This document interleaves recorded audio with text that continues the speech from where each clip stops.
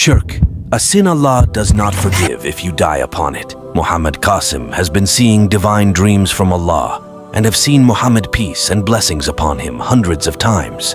The main message that is emphasized to him over and over in those dreams is that Allah will never forgive shirk, and we Muslims should remove all forms of shirk from our lives or the help of Allah will not come.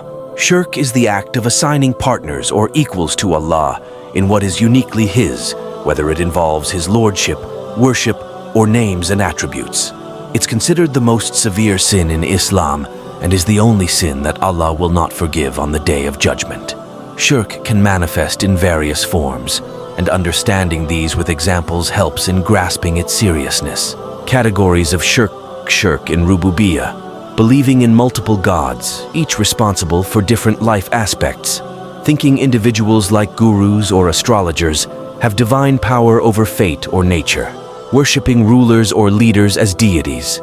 Shirk in Uluhiyyah, praying to saints or prophets as if they have divine power, venerating idols or images as divine beings. Engaging in superstitious practices like using amulets for protection or luck. Shirk in Asma wa Sifat, attributing divine qualities like omniscience or omnipotence to humans. Depicting Allah with human characteristics. Using Allah's exclusive names for people like Al-Khaliq. There are 3 levels of shirk. Major shirk includes idol worship, performing rituals like bowing or sacrifices to idols, using astrology and fortune tellers, treating them as possessing divine knowledge. Minor shirk includes riya, showing off, doing religious acts for human approval, not for Allah, and swearing by others than Allah, like one's honor or parents. Hidden shirk includes secret desire for recognition, performing good deeds for acknowledgement by others, and crediting success to self only. Ignoring Allah's role in personal achievements. Understanding and avoiding these shirk forms is essential in Islam to uphold Tawheed, the belief in God's oneness. Shirk is considered the gravest sin in Islam for several fundamental reasons. It can violate Tawheed, compromise monotheism, undermine creation's purpose, shows ingratitude to Allah, negates good deeds, leads to eternal punishment, corrupts society, destabilizes personal faith, influences laws and governance that contradicts Islamic teachings, as well as being a barrier to paradise. Avoidance and repentance. We should encourage ourselves to learn and understand the concept of Tawheed, oneness of Allah, to avoid falling into shirk. Regular supplication for forgiveness and guidance is emphasized, as even unintentional or minor forms of shirk should be taken very seriously. Repentance in Islam is always open for those who sincerely turn back to Allah. Let's look at some examples of shirk.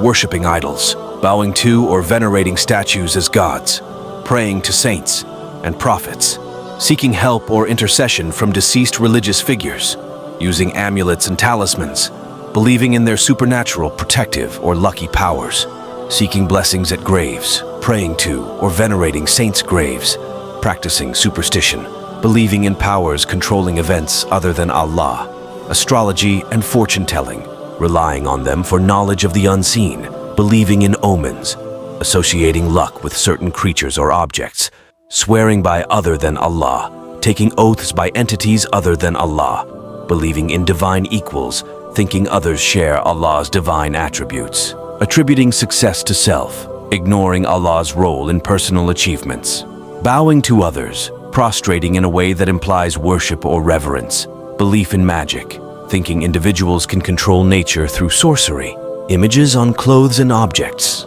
leading to undue reverence or adoration, non-Islamic rituals, participating in other faiths' worship practices, shared authority, believing others share Allah's authority. Most common type of shirk in today's world, pictures or images on clothes and objects, such as images on food products, cosmetic products, mugs, clothes, bags, medicine packet, laptop and phone, screensaver, billboards or banners, pictures in house walls or tables, pictures on social media accounts, and digital shirk in emojis. People may wonder how pictures and emojis are shirk. Not all emojis are shirk, only the ones that have creatures or represent living souls. Pictures are modern versions of drawing a living being or creating a statue. We as humans are evolving, and shirk is also evolving with us. Unless they are necessary, it should be discarded or hidden away. Just because we are not worshipping these pictures, we should not be creating it or displaying it because you are challenging the oneness of Allah and imitating the disbelievers because they worship statues and pictures. How to get rid of this from our lives? Cover images on food products, cosmetic products with marker, or destroy the packaging. Hide away toys for kids in the drawer or closet after use. Destroy unnecessary pictures. Do not put selfie and pictures on social media. Stop using emojis.